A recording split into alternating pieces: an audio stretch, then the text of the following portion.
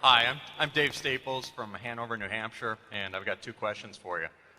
First, I'd like to hear your thoughts on selling securities short and what your experience has been recently and over the course of your career. The second question I'd like to ask is how you go about building a position in a security you've identified.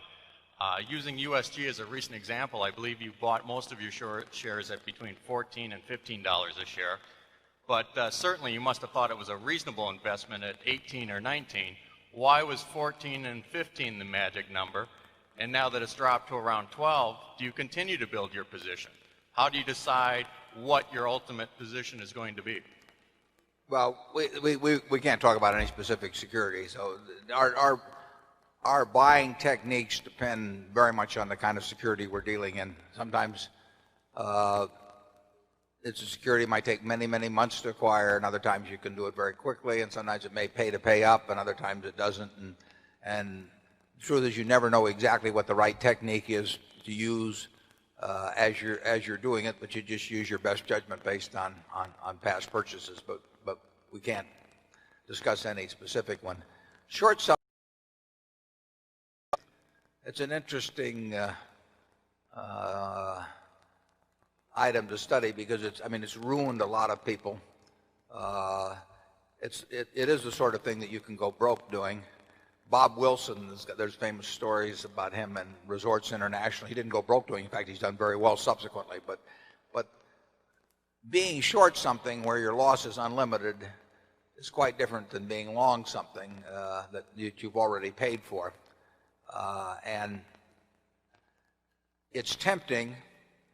You see way more stocks that are dramatically overvalued in your career than you will see stocks that are dramatically undervalued. I mean, it's the nature of securities markets to occasionally promote various things to the sky so that securities will frequently sell for 5 or 10 times what they're worth, and they will very, very seldom sell for 20% or 10% of what they're worth. So therefore, you see these much greater discrepancies between price and value and on the overvaluation side.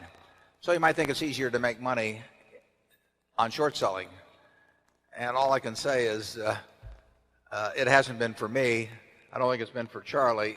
It is a very, very tough business because of the fact that you face unlimited losses and because of the fact that people that have overvalued stocks, very overvalued stocks, are frequently on some scale between promoter and crook. And that's why they get there. And once they're and they also know how to use that very valuation to bootstrap value into the business, because if you have a stock that's selling at 100 that's worth 10, obviously it's to your interest to go out and issue a whole lot of shares. And if you do that, when you get all through, the value can be 50. In fact, there's a lot of chain letter type stock promotions that are sort of based on the implicit assumption that the management will keep doing that.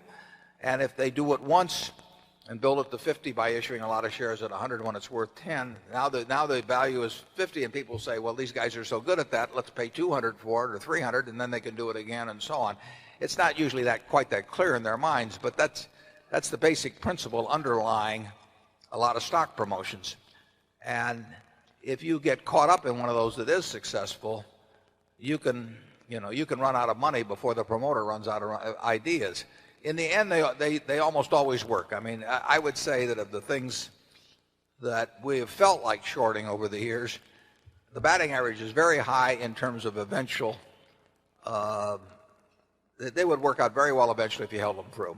But it is very painful, and it's in my experience, it's a whole lot easier to make money on the long side. I had one situation, actually an arbitrage situation, when I moved to New York in 1954, so it was about June or July of 1954, that involved a surefire type transaction, an arbitrage transaction. It had to work.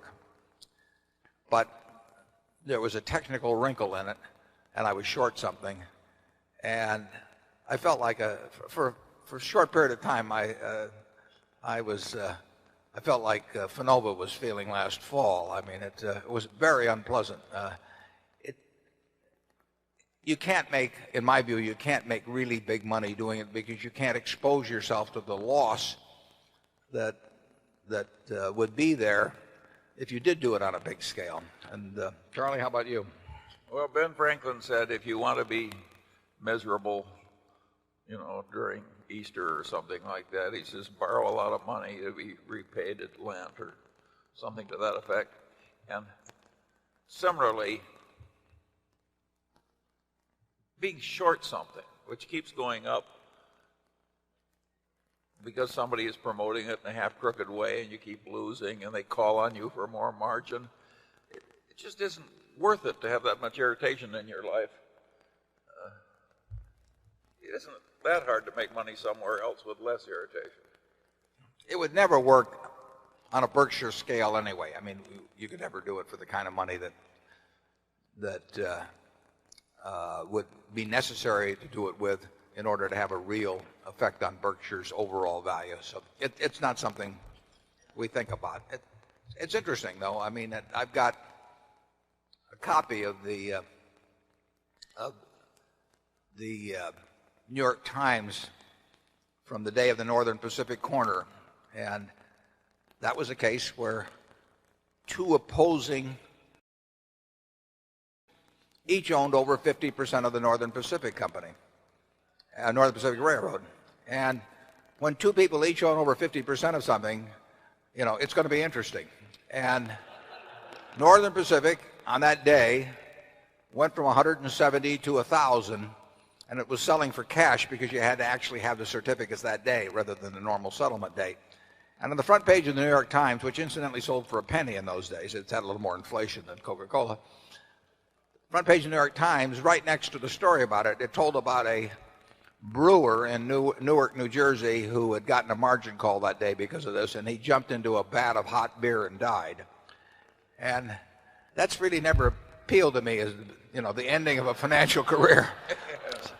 And who knows, when they had a corner in Piggly Wiggly, they had a corner in Auburn Motors in the 1920s. I mean, there were corners. That was part of the game back when it was played in a kind of a footloose manner. And it did not pay to be short. Actually, during that period, you might find it interesting. In the current issue of the New Yorker, maybe one issue ago, the one that has an interesting story about Ted Turner, there's also a story about Hetty Green. And Hetty Green was one of the original incorporators of Hathaway Manufacturing, half of our Berkshire Hathaway operation, back in the 1880s. And Hetty Green was just piling up money. She was the richest woman in the, probably maybe in the world, certainly in the United States. Maybe some queen was richer abroad. But Hetty Green just made it by the slow, old-fashioned way. I doubt if Hetty was ever short anything. So as a spiritual descendant of Hetty Green, we're going to stay away from shorts at Berkshire.